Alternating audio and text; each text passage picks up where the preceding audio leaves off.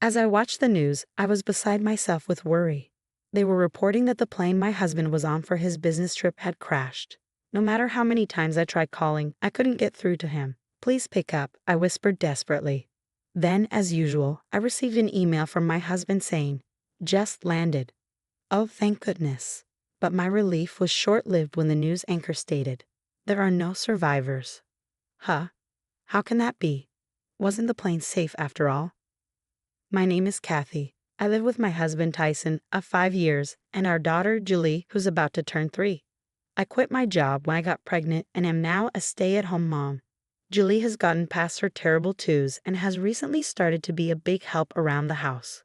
Those terrible twos were tough, but now I'm enjoying parenting without the stress as my relationship with my daughter grows stronger.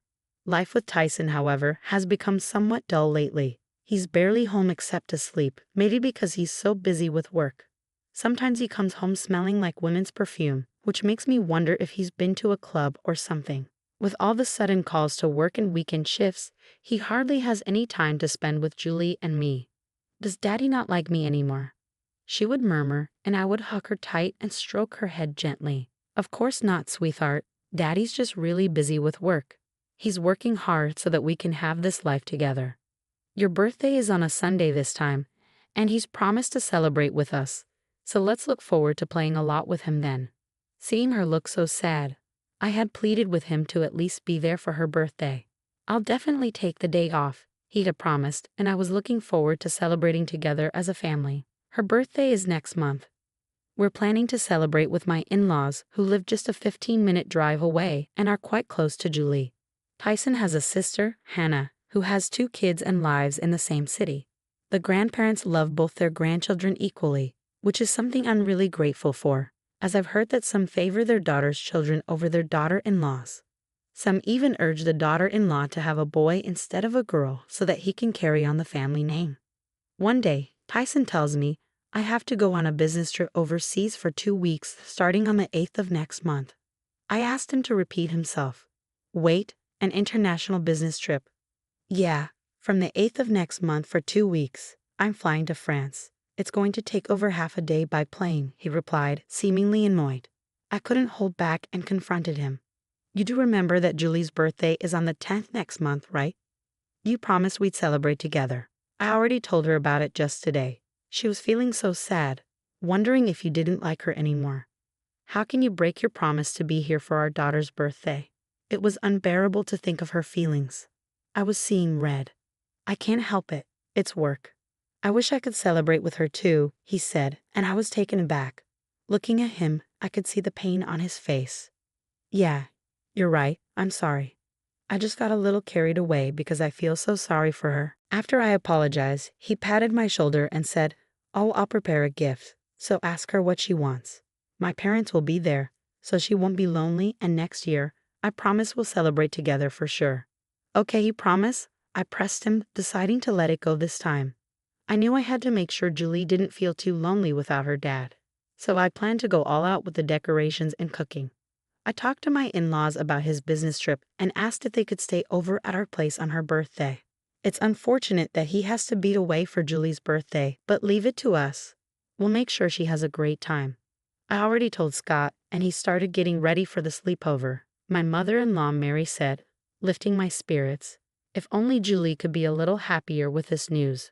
The next day, I told Julie about Tyson's business trip abroad. She looked sad, and her eyes welled up with tears. "But you know, Grandpa and Grandma said they'd stay over for your birthday," I tried to say cheerfully. At that moment, her face lit up, and it seemed to lift her spirits a bit. The day after Tyson left for his trip, Mary called. "Kathy, do you need anything for tomorrow? I've got the present ready and the cake ordered. Is there anything else you want? It must be hard preparing all by yourself with Tyson away. Just tell me if you need anything, okay? We'll come over early tomorrow." I was so grateful for her thoughtfulness and immediately thanked her. "Thank you, Mary. I just got back from shopping with Julie to pick out what she wanted. I've got the decorations ready too, so we're all set. Thanks for the presents and the cake. It's no problem at all. It's fun to choose these things. Scott has been fidgety for a week now. I told him he's too eager," she replied, and I couldn't help but smile. It's great to have such wonderful in-laws, Even without my husband, tomorrow is sure to be a fun day. After chatting for a while, Mary changed the subject. By the way, has Tyson landed yet? Didn't he say he'd be moving to another location after he got there? He mentioned he had to take a connecting flight. He should have landed by now, but I haven't heard from him yet, so maybe his flight's delayed, I replied, thinking to check the flight number he'd left with me once we hung up. Just then, her voice trembling, she said, "Kathy, was he flying to France?" I sensed something was wrong. Yes, but why? Turn on the TV right now. They're saying a plane crashed in France on the news. What? I turned on the TV in a hurry and saw an emergency broadcast of the crash site. I was so shocked that I dropped my cell phone. I heard Mary scream and quickly picked it back up.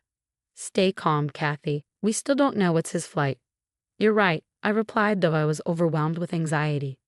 What if something had happened to him? While I was worried, the news anchor delivered the unbearable truth. It was the same aircraft model that my husband was on. Mary, that's Tyson's flight. What? What do we do, T. Tyson? I collapsed to my knees, feeling my mouth go dry as tears streamed down my face unbidden. Kathy, Mary's loud voice pulled me back to reality. Stay strong, Kathy. We don't know what's happened to Tyson yet. Try to get in touch with him. I'm on my way over right now, so stay calm, okay, honey? Okay. After hanging up with her, I immediately called Tyson, but all I heard was the hollow sound of the ringing tone. Please no, this can't be happening. Why won't he answer? I thought desperately. I typed a text to him, asking, "Are you okay?" Clutching my phone tightly, I stared at the screen until, to my relief, he texted back, "Just landed." Oh, thank goodness. Tears of relief overflowed as I started to reply to his message. It was then that I heard these words from the TV I had left on. There are no survivors. Huh? No survivors? How can that be? That was supposed to be the same type of plane Tyson was on. I couldn't stand it anymore, so I stopped texting and made a phone call instead. But I couldn't get through at all. Why isn't he answering the phone? When I switched to text messages, I finally got a text back from him. Oh, I just got to the airport and there's a lot to do, like picking up luggage. Seriously, he's not even thinking about how worried I am. I was getting increasingly agitated, a mix of anxiety and anger building up. The news said your plane crashed. I was so worried. Just pick up the phone for a second. Let's do a video call so I can see your face. I'm safe. The crash wasn't my flight. I'll call later. I have to get moving now. He sent such a carefree text. After that, no matter how many texts I sent, he didn't reply. How can he not see how worried I am?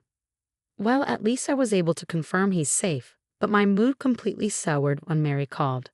I just called Tyson's company before heading over. They said he's on extended leave. They were like, business trip abroad. It didn't seem like they knew what I was talking about. Her words made me realize everything. So that's it. The long business trip to France was a lie from the start.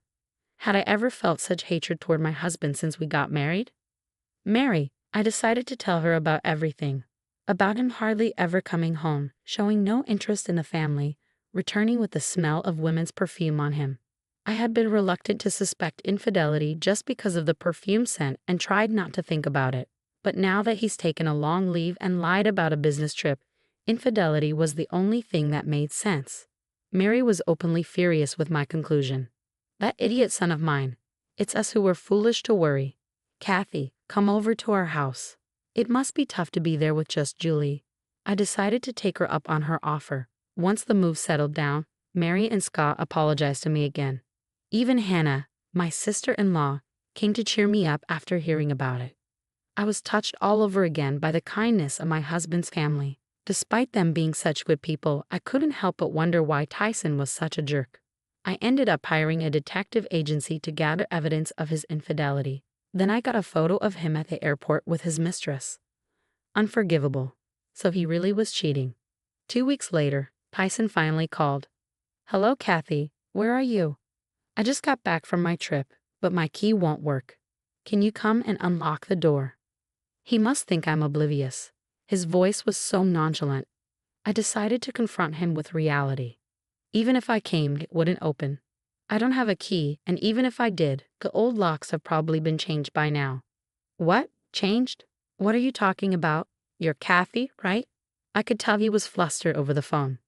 We've moved out. I can't be a family with a cheating man who goes on an affair trip on her daughter's birthday. What are you talking about? My anger was rising as he played dumb. You think I don't know? I know everything. That you took a long leave from work. That you didn't go to France but the Maldives instead. Calm down, Kathy. There's some mistake. All right, there was a colleague who took a long leave. Maybe you're confusing me with him. Are you kidding me? You think you can fool me with that? I've been underestimated, that's for sure. Well, yeah, of course you've been claiming overtime, working on weekends, all while cheating. I couldn't contain my anger and raised my voice. Deep down, I wanted to lash out and hurl insults, but I was so overwhelmed with emotion that simply stating the facts was all I could manage. I'm divorcing you. You're definitely going to pay alimony and child support. Then I heard him shout, "Wait, what now?" I snapped back, and he stammered in response, I'm sorry. I did have an affair, sure, but it was just for fun. The truth is, Kathy, you're the only one I love. That makes me sick, I retorted, hearing his voice fade as if vanishing. My words seemed to have an effect, but I had more to say. Nice acting job. But how can I take seriously the words of a man who ditches his daughter's birthday for a cheating getaway? Did you think saying it was just for fun makes it excusable? Cut the crap. I'll never forgive you or your mistress. His tone shifted sharply to irritation as he retorted, Huh. I'm here apologizing and you're giving me attitude. Who do you think provides the lifestyle you're living? If we divorce, you're the one who's going to suffer. Stop making a fuss about an affair, and enough with the birthday nagging. Is it really that important? Then my sister-in-law, Hannah, snatched the phone from me. Who would want to stay with someone who can't even cherish his own daughter's birthday? Hannah, why are you with Kathy? He seemed surprised by her sudden involvement, but that wasn't the end. There were more surprises to come. I'm here too, Mom. I'm here as well, Dad. At this point, I revealed our ruse to Tyson. We figured he'd call once he realized he couldn't get in the house, so we were all waiting. Julie was with Hannah's husband. Then Scott shouted, You're no son of mine. Don't ever think of stepping foot in this house again. Mary and Hannah began their onslaught one after the other. Your stuff is stored in the shed. Get it if you need to. If it's not gone by tomorrow, I'm throwing it all out. Tyson, how could you do this to Kathy? Disgusting. The worst. Don't ever come near us again. No, just wait. I'm sorry. I don't know what came over me. I apologize, so please don't say such things. His family's words clearly wounded him. He sounded like he was about to cry, desperately pleading, but nobody was willing to forgive him. I yelled at him, Don't you understand how unforgivable it is to be cheated on just because you had a whim? You've been cheating for a long time. Don't you dare lie to me at this point. Enough with your cheating, jerk. If you don't agree to divorce, I'll take you to court. He panicked at the mention of court and quickly agreed to the divorce. The next day, Tyson showed up at his parents' doorstep to apologize, but all he got were cold stares.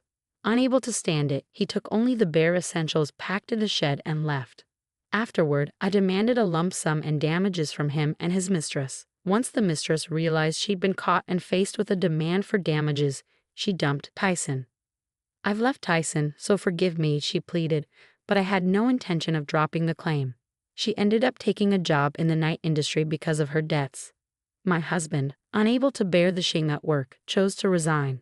However, he needed money for the alimony and child support, so he's now working all day with no time to play. Meanwhile, I'm still living with my in-laws.